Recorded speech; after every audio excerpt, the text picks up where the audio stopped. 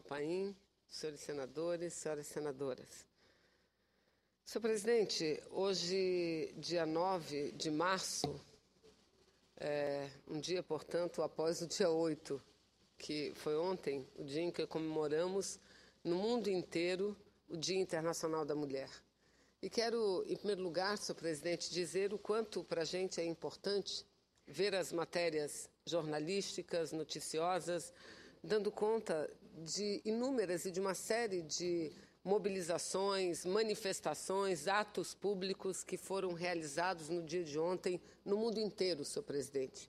E o que nós percebemos é que, apesar da nossa luta, apesar dos direitos das mulheres não terem plenitude na igualdade em relação aos homens, o que a gente percebe é um avanço desses direitos e, principalmente, um avanço da luta das mulheres, que falam pelos seus direitos ao mesmo tempo em que falam pela democracia.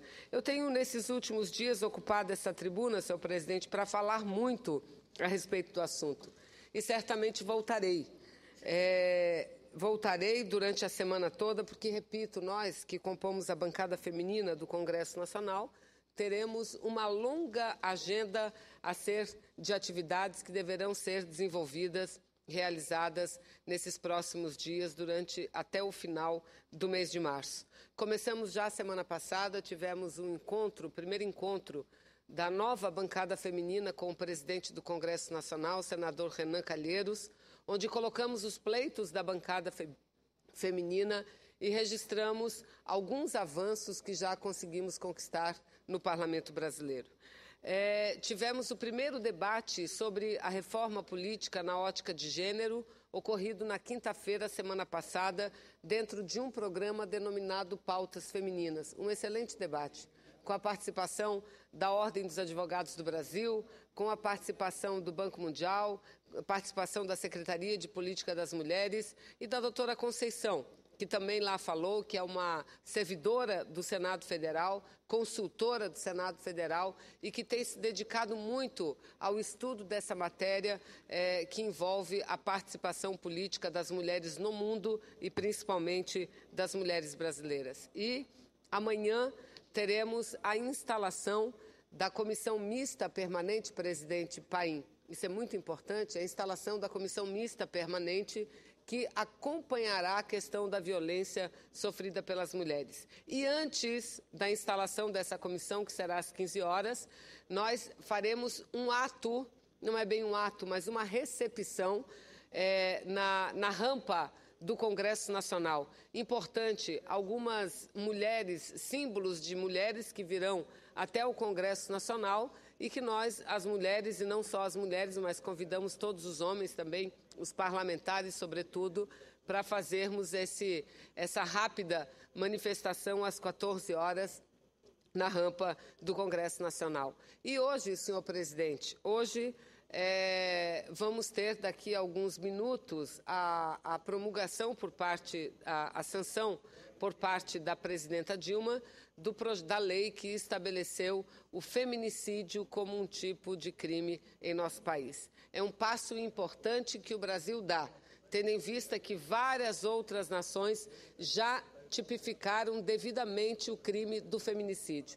Eu me recordo quando iniciamos o debate, porque esse foi um projeto de iniciativa da CPMI, que analisou a violência contra a mulher. Muitos dos nossos companheiros, colegas parlamentares, nos perguntavam, mas feminicídio precisa disso? Precisa, porque quando a mulher sofre qualquer agressão ou quando ela é morta, quando ela é assassinada, por não ter e foi assassinada sem que tivesse cometido qualquer falha, sem que tivesse roubado, sem que tivesse agredido quem quer que seja, sem que tivesse feito absolutamente nada. Mas ela perdeu a vida, ela foi morta, por uma razão, pelo fato de ser mulher. Então é óbvio que esse crime tem que estar tipificado na legislação brasileira e daqui a alguns instantes a presidente Dilma sancionará a lei com a presença de várias mulheres do Brasil inteiro e, sobretudo, parlamentares.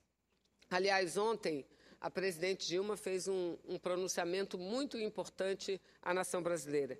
eu quero aqui lamentar alguns episódios ocorridos no dia de ontem. Não o fato de cidadãs brasileiras terem se manifestado, porque isso é legítimo. Isso é legítimo. A livre manifestação no Brasil é aceitável e é legítima. O que não é legítimo é algumas pessoas, no geral, que compõem as elites, que no dia de ontem, na noite de ontem, repetiram aquele triste fato ocorrido quando da abertura dos Jogos da Copa do Mundo do Brasil, que se dirigiam a presidente da República, a autoridade máxima desse país, da forma mais desrespeitosa, com palavras de baixo calão. Ontem, quem abrir as redes sociais hoje vai ver pessoas que iam às suas varandas, não para protestar. Aliás, eu não sei nem bem no que estavam protestando, porque enquanto a presidente falava, eles xingavam a presidente. Então, protestar, eu repito, é justo e é legítimo. O que não é legítimo, o que não é justo, o que não cabe numa democracia, são duas coisas. O desrespeito à pessoa humana, isso não cabe, seu presidente, e o golpismo também. Porque nós sabemos que nesse meio de manifestações existem correntes políticas tentando pregar o retrocesso para a nação brasileira. Então, eu lamento muito, mas tenho certeza que, como eu, lamenta também a maior parte do povo brasileiro. Um povo que soube se erguer contra um regime militar que durou mais de 20 anos. Um povo que sabe se levantar para defender seus interesses, para defender a democracia. E um povo, sem dúvida nenhuma, que saberá continuar levantando para defender o Brasil. Porque eu aqui repito, não estou criticando manifestações, que manifestações são justas e legítimas. O que estou criticando são ações golpistas que aparecem nessas manifestações e de extremo desrespeito à figura de uma mulher, a figura mais importante desse país, que é a presidente da República. E olha, senhor presidente, eu quero dizer que tem aqui um pronunciamento que trata sobre a questão do feminicídio, que trata sobre a questão da violência contra a mulher. Mas eu não poderia, nesse momento em que ocupo a tribuna, segunda-feira, após tantos fatos ocorridos no Brasil nesses últimos dias, deixar de abordar esses outros assuntos. Portanto, voltarei à tribuna para falar das questões ligadas às mulheres, das nossas lutas da bancada feminina em prol das mulheres brasileiras, mas, nesse momento, quero me deter a alguns fatos. Já iniciei quando aqui estou abordando a manifestação da presidenta Dilma e que penso que ela de forma correta, está chamando a nação a se unir nesse momento delicado. E veja, ela não chama a nação a se unir em torno dela. Ela chama o povo brasileiro a se unir em torno da nação. Mas, ao invés de assistirmos opiniões, de ouvir a presidente, ou pelo menos de discutir com a fala, com o chamamento da presidente, o que a gente ouve são discursos dizendo o seguinte: lá vem ela de novo. Olha, senador Paim, e isso é o que eu tenho lido nessas mídias. Lá vem ela culpando a crise internacional. Opa! Quer dizer que o mundo não vive uma crise internacional. O que está acontecendo na China, e os jornais do último final de semana, todos eles estampam isso, a China que está revendo para baixo o seu nível de desenvolvimento e de crescimento econômico, então isso é só uma ficção, não é uma crise econômica mundial. O que a gente está vendo acontecer em vários países da Europa também é mera ficção, não é verdade o que está acontecendo. A Grécia, aliás, não passa por nenhum problema econômico, isso é só ficção. Os Estados Unidos, da mesma forma, nenhum problema econômico, só ficção. Ora, senhor presidente, é óbvio que desde lá dos idos de 2008 é que o mundo vive atolado numa crise que persiste, uma crise do capital, uma crise capitalista.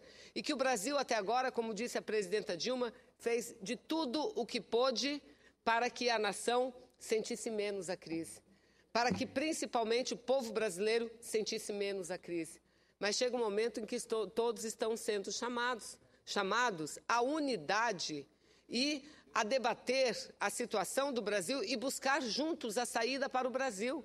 Não é saída para A ou B, não, é a saída para o Brasil. Porque quanto pior for a crise, pior será para o povo brasileiro. E é tudo que eu tenho certeza que era presidente nós queremos, é tentar fazer com que o Brasil atravesse rapidamente esse momento difícil e sem que haja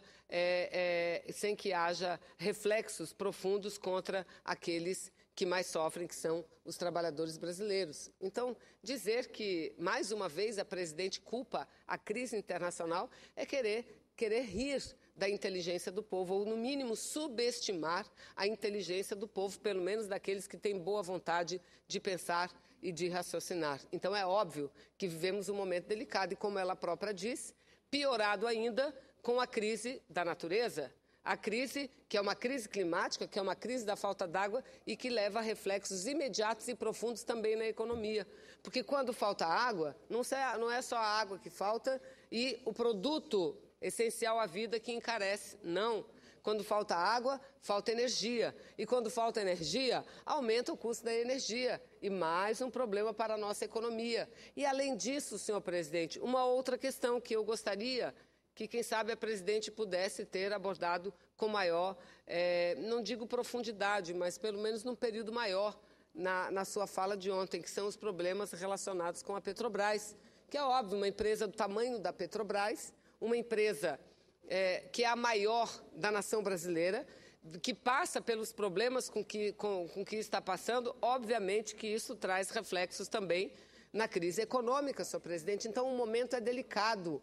O momento exige de todos nós muita unidade, inclusive daqueles que não apoiaram a presidenta Dilma. Porque o que está em jogo, o que tem que estar em jogo, não é o seu mandato. Nisso ninguém questiona. Aliás, alguns questionam os chamados golpistas. Então, não é o mandato da presidente que tem que ser questionado. O que tem que ser questionado são as medidas que o Brasil precisa adotar, que o Brasil precisa tomar para atravessar esse momento de crise, e que é crise econômica, mas que é crise política também, senhor presidente, que é uma crise política. Na parte da economia, eu espero, e assim nós trabalharemos, e temos recebido sinais positivos da equipe ministerial do governo da presidenta Dilma, que vamos debater uma a uma das medidas provisórias e vamos rever o que tiver que ser revisto, senhor presidente.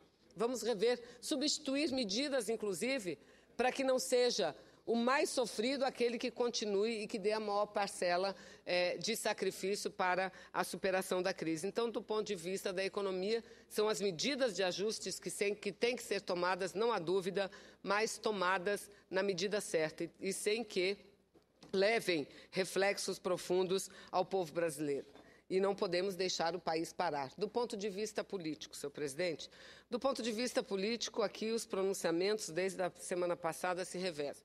Nós estamos diante de uma lista que foi divulgada pelo ministro Teori Zavascki, que é o relator do processo, que não é processo, mas do inquérito que deverá tramitar no Supremo Tribunal Federal. Foram mais de 50 pessoas, nomes de pessoas arroladas na operação chamada Lava Jato, das quais em torno de 48 ou 49 nomes de políticos, parlamentares ou ex-parlamentares, senhor presidente. Eu creio que nessa hora nós precisamos, sem perder de vista a necessária investigação, senhor presidente, a profunda investigação que tem que ocorrer, sem perder de vista a punição posterior àqueles que comprovadamente estiveram envolvidos em qualquer ato ilícito. No momento, nós temos, eu aqui apenas repito o que muitos dos meus colegas já disseram da tribuna, temos que ter a cautela, temos que ter a sobriedade, a maturidade para não pré-julgar, tampouco pré-condenar quem quer que seja. Essa não seria nenhuma atitude republicana e nenhuma atitude que pudesse vir contribuir com o Brasil. Veja, está aqui, Supremo Tribunal Federal abre inquérito contra 50 pessoas. E aí eu estou lendo uma matéria que foi divulgada pelo próprio STF, onde o próprio ministro Teori Zavascki destaca que a abertura de investigação não representa, aí abre aspas, que são palavras dele, do ministro Teori Zavascki, relator desse inquérito. Diz que, abre aspas, juízo antecipado sob autoria e materialidade do delito. Ou seja, a abertura de investigação não representa juízo antecipado sobre a autoria e materialidade do delito, principalmente nos casos em que os indícios foram obtidos por meio de depoimentos feitos com base na delação premiada. Principalmente nesses casos, mesmo porque não podemos passar uma régua em tudo, porque existem casos e casos, todos diferentes uns dos outros, e todos têm que ser investigados. Todos, absolutamente todos. Então, deixar claro para depois não dizer que tem pessoas ou grupos ou partidos que querem passar a mão na cabeça da corrupção. Não, não queremos passar a mão na cabeça da corrupção, tampouco tentar atrapalhar ou obstruir qualquer tipo de investigação em curso. Pelo contrário, temos que dar total liberdade, aliás, liberdade que nem sempre existiu. Em governos anteriores não era tão livre assim as investigações, principalmente por parte da Polícia Federal. Mas garantir um ambiente propício a que as investigações tenham curso para que, posteriormente, possamos analisar, dentro dos fatos investigados, quem deve e quem não deve ser punido. E aí, sem dúvida nenhuma, punidos com o rigor da lei, senhor presidente, porque a Petrobras existe para ajudar o Brasil, não é para servir de poste para enriquecer alguns, senhor presidente, ou canalizar recursos para campanhas partidárias. Mas eu, para concluir, senhor presidente, volto a falar, quando falo da crise política, já estou concluindo, a bater na mesma tecla. Porque essa tecla tem que ser batida todas as vezes, senador Requião. Falar da corrupção é importante, mas não é a primeira vez que ocorre no Brasil. Aliás, e nem só é no Brasil. O Estado do Paraná vive um problema grave. Eu tenho acompanhado, não sou do Estado do Paraná, mas tenho acompanhado pela imprensa. Os professores de greve há quanto tempo, servidores sem receber, empreiteiras sem receber, grave. Ou seja, a corrupção não é uma novidade que, quiçá fosse para o povo brasileiro, mas é algo recorrente. E para que isso não se repita nos próximos anos, nós precisamos reestruturar o Estado brasileiro.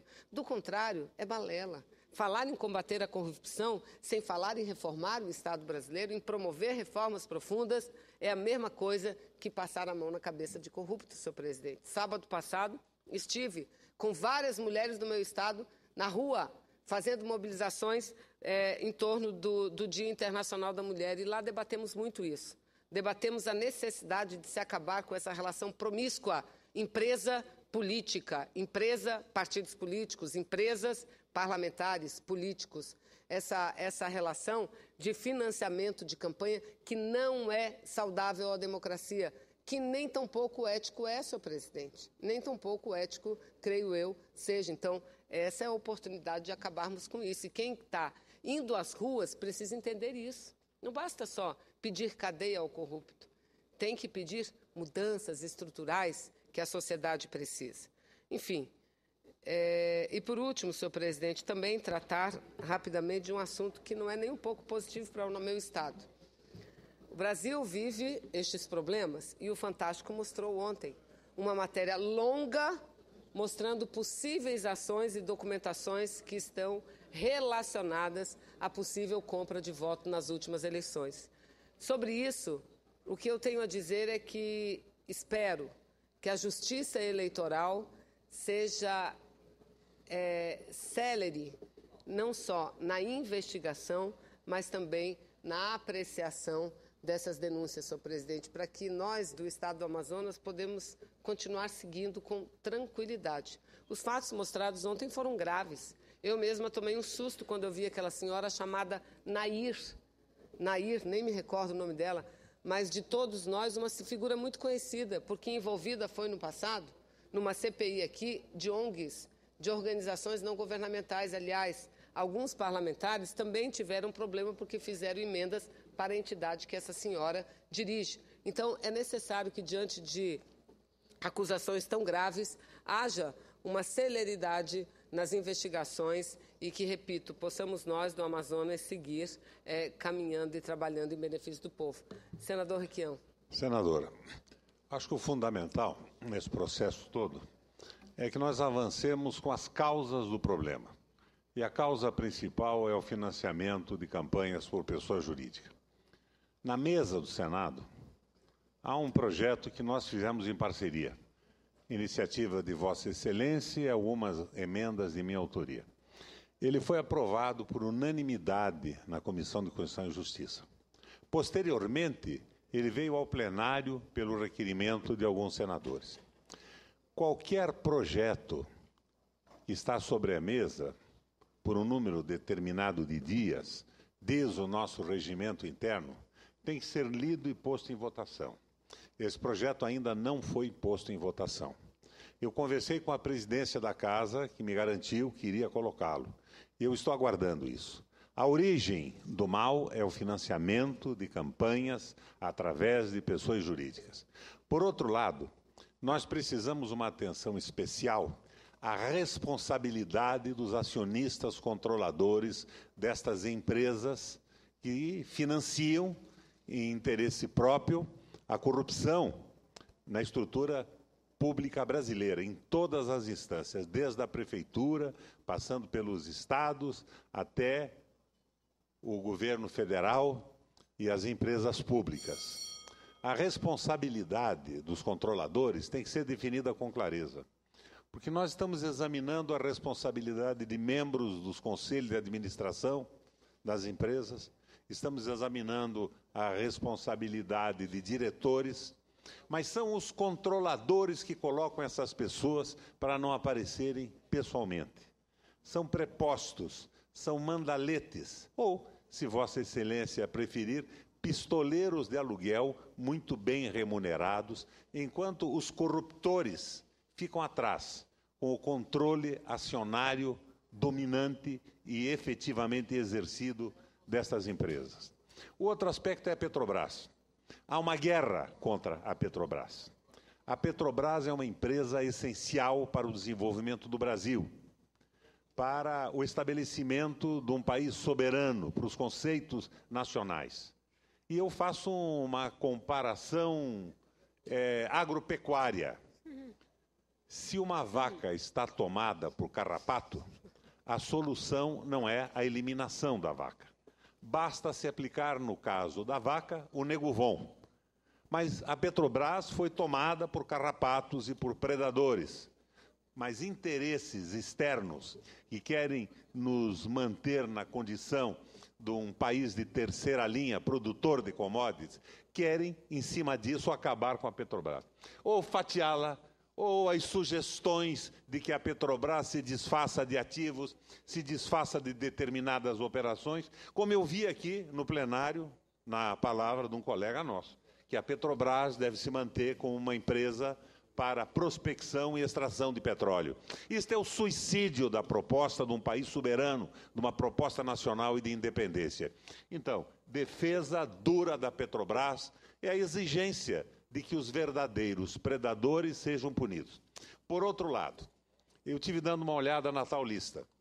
E como nós conhecemos esse mecanismo de financiamento de campanha, muitas das pessoas apontadas podem ter recebido subsídios econômicos por processo eleitoral, sem ter a noção exata de onde veio isso.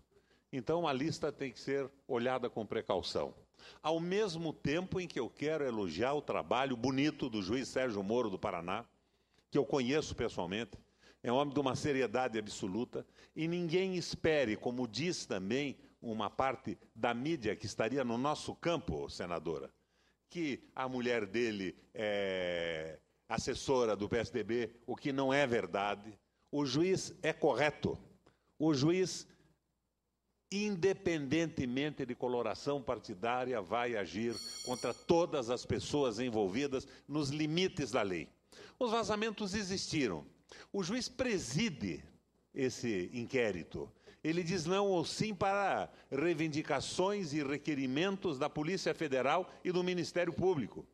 E vazamentos, os vazamentos que existiram, certamente não são vazamentos da iniciativa do juiz Sérgio Moro, mas são devidos à complexidade e ao número de pessoas envolvidas numa investigação dessa. O juiz tem que ser prestigiado, ao mesmo tempo que nós temos que olhar esta lista inicial com a devida cautela. Ela pode estar envolvendo algumas pessoas que entraram neste processo sem saber exatamente o que faziam. Mas nós temos que prestigiar e aprofundar esta investigação. O Brasil precisa disso. Ao mesmo tempo, insisto em que devemos defender com